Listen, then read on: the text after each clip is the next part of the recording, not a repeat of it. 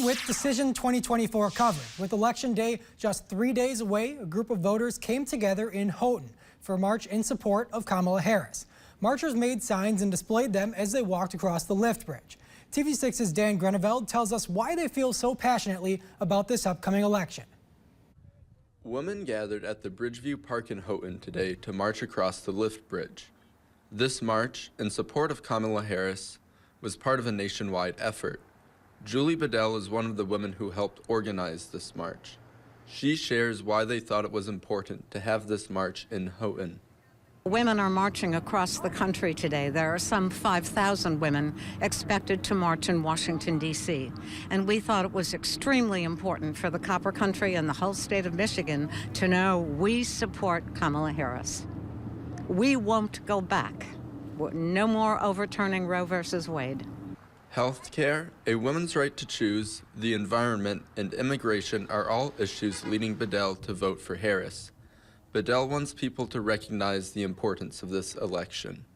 This may be the most important election of our lives. We really are choosing a leader, and we should not be choosing a criminal to fill that role. And Michigan is a swing state. It's critically important that people in Michigan and all over the country vote. If you don't vote, you've lost your right to have a say in how this country is run.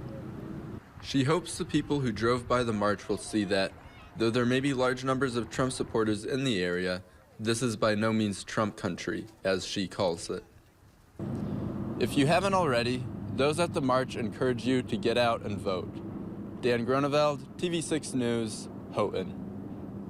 And while Harris supporters were making their voices heard, former President Donald Trump himself offers a different view. On the campaign trail